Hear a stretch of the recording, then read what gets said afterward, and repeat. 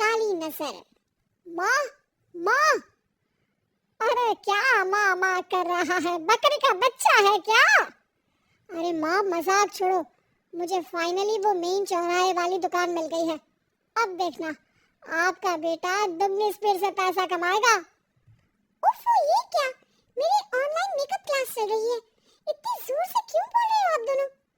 अरे मेरी धर्म पत्नी जी, मेकअप क्लास बाद में करना, वो चौराहे वाली दुकान मिल गई है हमको।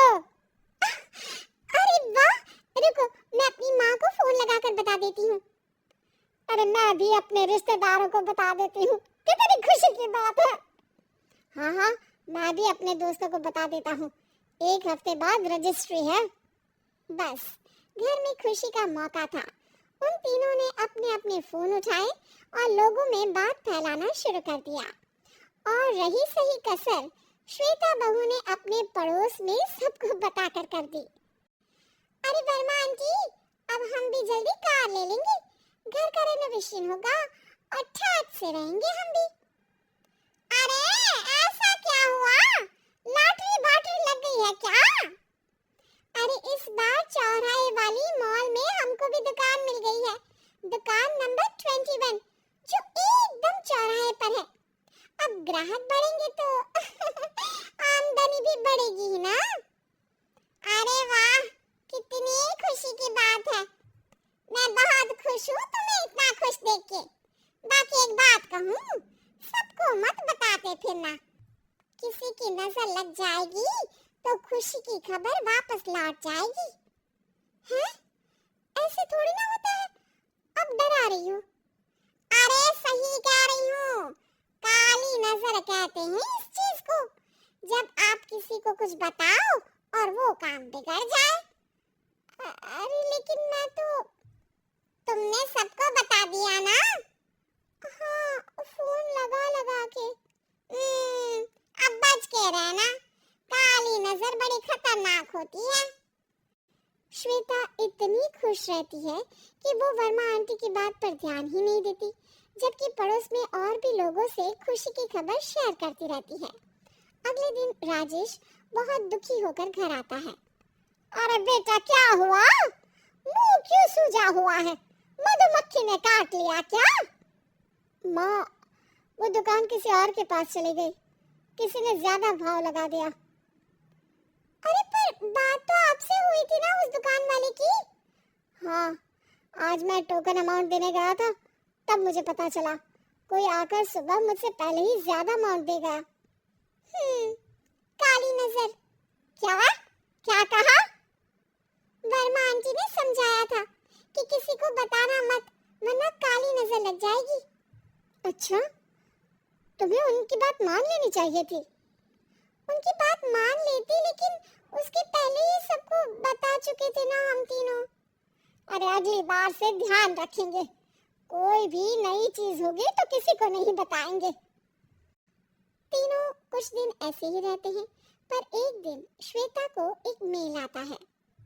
राजेश, मेरा ऑनलाइन मेकअप कोर्स कंप्लीट हो गया, अब मैं खुद का पार्लर खोल सकती हूँ। अरे वाह, अपने मोहल्ले में ही खोलता है? ये जो घर के सामने दुकान है ना, वहीं? हाँ, यहाँ सस्ती भी मिल जाएगी। अगले दिन श्वेता वर्मा आंटी के पास जाती है मिठाई का डब्बा लेकर। अरे आओ आओ, कैसे आना हुआ? जोर से नहीं बोलूंगी, वो सामने वाली दुकान है ना, वहाँ मैं अपनी पार्लर की दुकान खोलने वाली हूँ, उसकी मिठाई है। अरे वाह, बहुत बधाई हो तुमको। हाँ, मैं कमाने लगूंगी तो राजेश पर पूरे घर का बोझ नहीं रहेगा ना आंटी जी। ये तो है, पर ये बता कि तूने ये बात किसी और को तो नहीं बताई ना? अरे नहीं नहीं, पिछली बार गलती कर दी थी, काली नजर लगी किसी की और राजेश के हाथ से वो दुकान चली गई थी। सबको मत बताना। चलो मैं चलती हूँ, कल दुकान की बात करने भी तो जाना है। अगले दिन श्वेता दुकान के लिए मालिक से बात करने जाती है। अरे लेकिन दुकान तो हम कल रात को ही किसी को दे चुके हैं। कल ही? हाँ कल ही। 2 दिन बाद कोई यहाँ पार्लर भी खोल लेगा, अब कहीं और दुकान देख लीजिए। अरे पर हमको भी तो पार्लर ही खोलना था। हाँ भैया, एक ही दुकान है, आधी आधी तो नहीं दे सकता ना मैं। राजेश और श्वेता घर पर हताश होकर आ जाते हैं। इस बार तो किसी को बताया भी नहीं था, अब किसकी काली नजर लग सकती है? सुनो, तुमने माँ को बताया था क्या? अरे कैसी बात कर रही हो, माँ की नजर थोड़ी ना लगेगी। पक्का तुमने किसी को नहीं बताया था ना? सिर्फ वर्मा आंटी को बताया था, उन्होंने ही मुझे किसी को नहीं बताने को कहा। अरे यार तुम भी सही हो, मेरी माँ को नहीं बताने को कह रही हो, पर वर्मा आंटी को बताना तुम्हें जरूरी लगा। अरे वर्मा आंटी ने ही तो काली नजर के बारे में बताया था ना, वो हमेशा हमारा भला ही तो चाहती है। मेरी माँ भी हमारा भला ही चाहती है। अरे पर चिल्ला क्यों रहे हो? बात नहीं कर सकते क्या आराम से? नहीं आता हूँ आराम से बात करना, और करना भी नहीं चाहता हूँ मैं। दुकान जाने का दुख गुस्से में बदल गया था और राजेश और श्वेता में बात बंद हो गई थी। 2 दिन बाद मोहल्ले में पार्लर का इनॉग्रेशन हुआ, जिसमें मोहल्ले के सभी लोगों को बुलाया गया, पर श्वेता, राजेश और माँ नहीं जाते। माँ अंदर आ जाओ, क्या देख रही हो? अरे नया पार्लर देख रही हूँ अपने आंगन से। देखो, माँ को दूसरे का सुख देखने में कितना मजा आ रहा है, मेरा दुख नहीं दिख रहा इन्हें। यहाँ मेरा पार्लर भी तो हो सकता था। अरे चुप रहो यार, हर बात में लड़ाई क्यों ढूंढ रही हो? राजेश और श्वेता फिर बहस करने लगते थे। तभी माँ ने दोनों को बाहर बुलाया। अरे जरा देखो तो, दुकान चलाने वाले का बोर्ड पर नाम क्या लिखा है?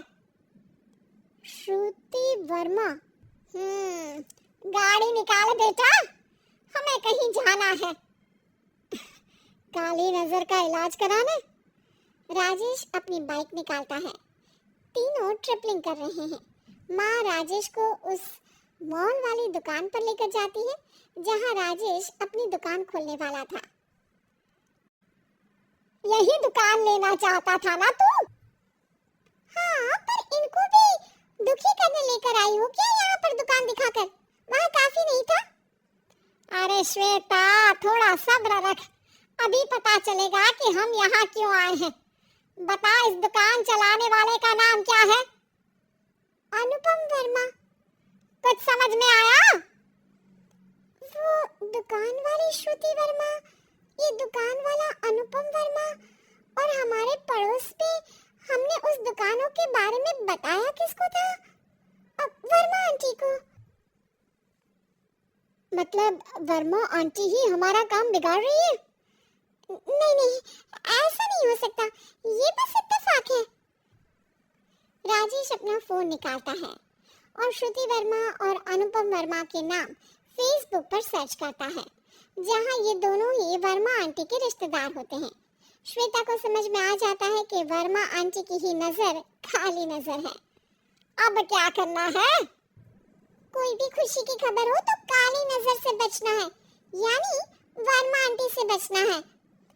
अरे पर मुझे ये समझ में नहीं आया कि वो हमारे साथ ऐसा क्यों करेंगी। अरे बेटा, एक सीख है, दूर के आदमी को आपकी तरक्की से कम परेशानी होगी, पड़ोसी को ज्यादा। दोनों माँ की बात में हामी भरते हैं और अगला काम चुपचाप करने की कसम खाते हैं, ताकि आगे से वर्मा आंटी कोई काम ना बिगाड़ सके।